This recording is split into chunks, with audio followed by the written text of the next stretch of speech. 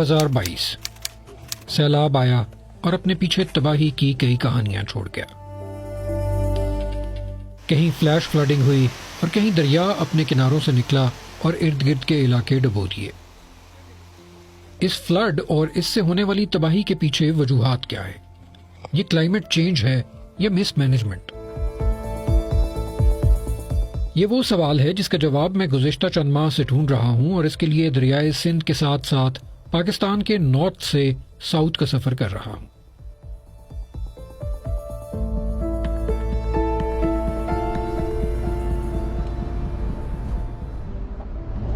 اس کے لیے میں نے اپنا سفر وہیں سے شروع کیا جہاں پانیوں کا سلسلہ شروع ہوتا ہے، یعنی پاکستان کے شمالی علاقے.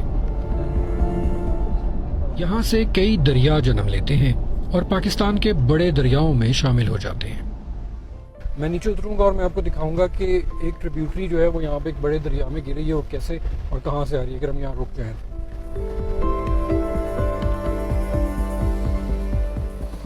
تو اس میں آپ ذرا ایسے دیکھ پائیں گے جیسے آپ خود اپنی آنکھ سے دیکھ رہے ہیں. وہ کیسے محسوس ہوتا ہے، ویژولی کیسے نظر آتا ہے، وہ میں آپ کو دکھاتا ہوں یہاں سے چل کے.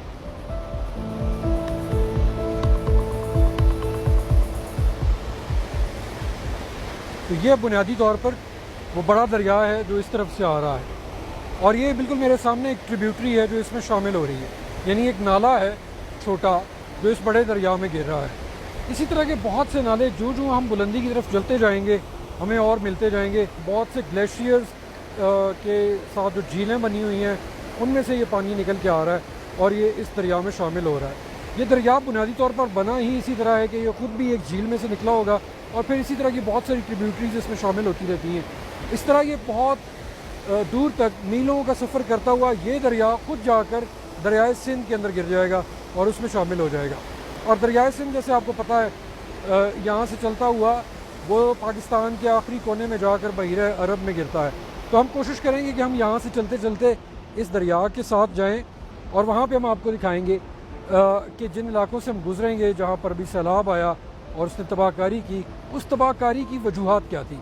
کیا یہاں سے پانی بہت زیادہ ادھر گیا یا پھر مینج نہیں ہو پایا. ہمارا پہلا سٹاپ گلگت بلتستان ہے. یہاں چھوٹے بڑے سینکڑوں گلیشیئرز ہیں. ان میں سے بہت سے گلیشیئرز تیزی سے پگھل رہے ہیں، اور ان کے پگھلنے سے نہ صرف پانی ضائع ہو رہا ہے، گلیشیئرز کے سیلاب بھی زیادہ آ رہے ہیں. گلیشیئرز کے سیلاب اتنے زیادہ کیوں آ رہے ہیں، یہی دیکھنے کے لیے سب سے پہلے ہم گلگت کے علاقے غزر کی طرف چل پڑے. لیکن راستے میں ایک گاؤں میں رکنا پڑا. اس گاؤں کا نام بوبور ہے. کچھ ہی ماہ پہلے یہاں سیلاب آیا. ایسا سیلاب یہاں کے لوگوں نے پہلے کبھی نہیں دیکھا تھا. 10 جانیں لوگوں کی ضائع ہوئی، 6 ڈیڈ باڈیز 2 دن بعد ملے کافی رسکوں کے بعد.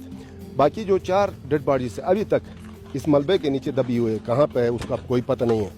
وہ جو پہاڑ ہے بڑے بڑے پتھر لے کر آئے، اس کے ساتھ ٹکر کھاتے ہوئے اتنا سارا یہ زمین ہل گیا. کہتے ہیں ایک بندہ ادھر سے بھاگ رہا تھا، کہتے ہیں لوگوں نے دیکھا ہے، بھاگتے ہوئے اوپر سے سلائیڈنگ میں اس کو بھی بہا لے گیا. اس کا بھی ڈیڈ باڈی ابھی تک نہیں ملا ہے. بوبور کے لوگ کہتے ہیں اوپر پہاڑوں میں ایک گلیشیئر ہے جس سے یہ سیلاب نکلا، اور یہ وہاں سے آبادی میں داخل ہوا جہاں سے پانی کا راستہ بھی نہیں تھا. گلیشیئر لیک آؤٹ برسٹ یا گلیشیئر کا سیلاب اتنا خطرناک کیوں ہوتا ہے، اس کا ایک اندازہ آپ کو اس جگہ سے بھی لگانے میں مدد ملے گی. اگر آپ اس درخت کے اوپر دیکھیں تو یہ وہ مٹی ہے جو سیلاب ساتھ لے کر آیا ہے، جو آپ کو اس درخت کے اوپر نظر آ رہی ہے. یہ مٹی اس درخت کے اوپر کہاں تک موجود ہے، آپ اس سے اندازہ لگا سکتے ہیں کہ پانی کی سطح اس وقت کیا تھی. جہاں تک اب آپ کو کیمرہ دکھا رہا ہے یہاں تک اس درخت کی ہائٹ جتنی ہے اتنا پانی جو ہے وہ یہاں سے گزر رہا تھا جب یہ سیلاب آیا ہے. آدھے گھنٹے کے اندر یہ سیلاب یہاں سے گزر کر آگے نکل گیا تھا. بوبور میں تو ہم اس گلیشیئر کے قریب نہیں جا سکے. یہاں سے ہم نے درکوت کی طرف اپنا سفر دوبارہ شروع کیا. درکوت غزر ضلع میں ایک خوبصورت وادی ہے، لیکن یہ بار بار کئی سالوں سے سیلابوں کا نشانہ بنتی آ رہی ہے. یہ 3 وہ گلیشیئرز ہیں جو درکوت کی وادی کے بالکل اوپر موجود ہیں. ایک آپ میرے اس سائڈ پہ دیکھ سکتے ہیں، 2 سائڈ پہ. ہم ابھی انہی میں سے ایک کے اوپر جائیں گے اور ان کے نیچے ایک بہت بڑی جھیل بھی ہے. گلیشیئرز میں جب گلوف ایونٹس ہوتے ہیں اور وہ پھٹتے ہیں ان کے نتیجے میں سیلاب آتا ہے تو وہ یہاں اس جگہ پر تباہی مچاتا ہے، لیکن آگے وہ کیا کرتا ہے کہ وہ جو دریا بڑے والے ہیں ان میں پانی کی مقدار کو بہت زیادہ بڑھا دیتا ہے. یہاں سے بہت زیادہ پانی اس طرف چلا جاتا ہے. درکوت میں میری ملاقات اشرف خان سے ہوئی. سیلاب میں اپنی زمین اور مکان کھو دینے کے بعد وہ اب خیمے میں رہتے ہیں. انہوں نے مجھے بتایا کہ درکوت میں کئی سالوں سے لوگ سیلابوں سے تنگ آ کر علاقہ چھوڑ رہے ہیں. ان سیلابوں کے پیچھے سب سے بڑی وجہ کلائمیٹ چینج کو سمجھا جاتا ہے. یہ جو ہے نا 1978 میں اس طرح سیلاب میں آ کر جو ہے نا اس کو تباہی برباد کر دیا. بالکل چھوٹا سا اس طرح نالا تھا سر، یہ بالکل یہ نالا جاتے تھے نیچے، باقی ادھر ادھر پورا گھرے تھے لوگوں کی سر. بہت ہی نقصان ہوا سر. پھر لوگوں نے اپنا گھرے اس طرف لے جا کر بنایا، پھر وہاں سے آ کر جو ہے نا سیلاب نے لے گئے، پھر اس سے اس طرف بنایا. اس طرح ہونے کے بعد بے بس ہو کر کچھ لوگ جو ہے نا گلگت میں ابھی بسے ہیں. برف کے پڑنے میں، گرمی کے زیادہ کم ہونے میں بھی تبدیلی آئی ہے؟ جی سر، برف پہلے بہت زیادہ آتی تھی برف، اب برف کم آتی تھی. اس سے کیا نقصان ہوتا ہے آپ کے خیال میں؟ کس سے سر؟ برف کم پڑنے سے؟ برف کم پڑنے سے سر نقصان یہ ہوتا ہے گلیشیئر پگھل جاتی ہے. اگر برف ہو تو برف پگھل کر پانی آتی ہے سر، گلیشیئر نہیں پگھلتا سر. یہ گلیشیئر دیکھیں نا سر، سامنے نظر آ رہا ہے.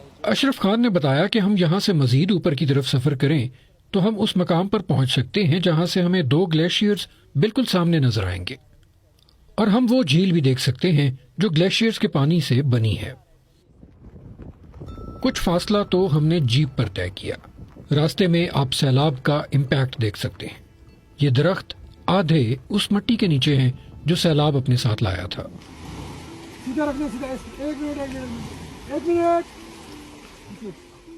یہاں سے آگے جیپ کے لیے جانا ممکن نہیں ہے، لیکن یہاں سے گلیشیئرز بھی اب زیادہ دور نہیں رہ گئے.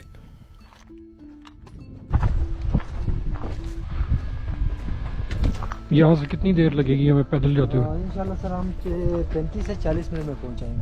مطلب یہ سامنے وہ والا گلیشیئر جو سب سے بڑا ہے، اور اس میں سے وہ نیچے سے پانی نکل کے آ رہا ہے. پہلے یہاں تک گلیشیئر ہوا کرتا تھا، آہستہ آہستہ سالانہ کم ہوتے جاتے رہتا، پھر وہاں تک پہنچ چکی ہے. اب یہاں تک آ گیا. جی جی، اب یہاں تک آ گیا. یہ کٹھے آپ دیکھ سکتے ہیں، ابھی یہ دیکھ سکتے ہیں گلیشیئر جو ہے یہاں پر ہے.